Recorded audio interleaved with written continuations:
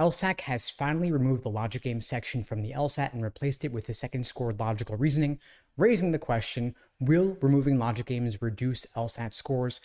A lot of students have been asking me how the removal will impact LSAT score medians going forward. Now, logic games were my worst section of the LSAT back when I first started studying for the LSAT, and they were a large part of the reason why I was stuck in the low 150s for far too long. I would have gotten my official 175 LSAT score much faster if they hadn't been on the test. Instead, it took me an entire year, at least half of which was wasted time. So for me, removing logic games would have increased my LSAT score, and I imagine the same is true for many others with humanities backgrounds like me. I personally majored in political science. I know a lot of you have as well. On the other hand, removing logic games would likely reduce LSAT scores for STEM majors, but there are far more humanities majors than there are STEM majors applying to law school, so a version of the test without logic games is easier for more people. We should draw a distinction here because the LSAT being easier doesn't mean it's easier to get a top score, because LSAC just adjusts the curve to account for how students perform. In fact, April LSAT scores were lower than many test takers expected, and it could be that LSAC is looking to reduce all that recent LSAT score inflation, because LSAT score medians at law schools across the board are out of control. In particular, LSAT medians at the T14 are all 170 or above, and this is likely due to the fact that during the LSAT Flex format and the pandemic, there was a lot of LSAT score inflation. Basically, LSAC messed up the curve. They underestimated the fact that taking the test with only 3 sections and no extra unscored section would make it a lot easier to do well, or that it'd be a lot easier to study for the LSAT at home and even take it at home without the stress of going in person to a testing center with the proctors and with the other students. Another little discussed fact is that it's become much easier to get extra time accommodations on the LSAT. Used to be you had to fight tooth and nail just to get time and a half on the LSAT, meaning you were getting 53 minutes per section rather than 35.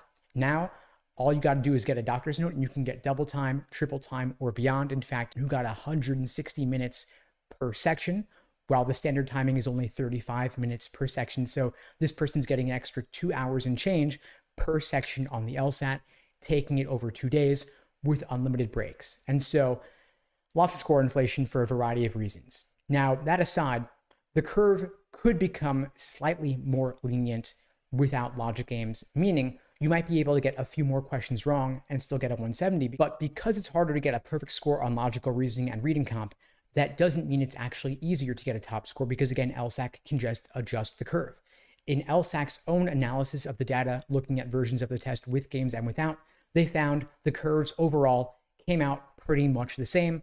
Of course, some individual people do better on one format versus the other, but in aggregate, the curve was nearly identical. Bottom line, it is what it is. If you're taking the LSAT in August or beyond, you're taking the test without logic games, and you're going to have that second scored logical reasoning section. So you're going to want to focus your time on logical reasoning, since it's now 2/3 of the test going forward, and there are roughly 15 different types of logical reasoning questions, depending on how you count them, but not all of them are equally frequent. Some show up more often than others. Overall, the most common types of logical reasoning questions are necessary assumption, inference, and flaw. So you want to master those types of logical reasoning questions before you move on to the less common types like parallel, flaw, and evaluate the argument. But you don't want to just stop there and look at types of logical reasoning questions based on question stem type. You also want to look at the method of reasoning in the stimulus, meaning the argument. You want to get crystal clear on the different types of arguments, the different types of reasoning that show up on the LSAT. And you also want to look at your review process in depth to make sure that you understand which questions you're getting wrong and why, which ones you're having difficulty with, so that you can course correct, shore up any weak areas, learn the basics that you're missing, so that you can improve for next time. Because every question that you get wrong is an opportunity to learn something new. And until you determine which tricks and traps you are personally uniquely prone to falling for, you can't help but end up making the same mistakes again. And so if you're looking for help mastering logical reasoning and the review process, I have developed a framework to guide students through this process called the Socratic Review Method. It is a cornerstone of my courses and my one-on-one coaching programs. You can check out the links below this video to find out more and to book a call with me and my team.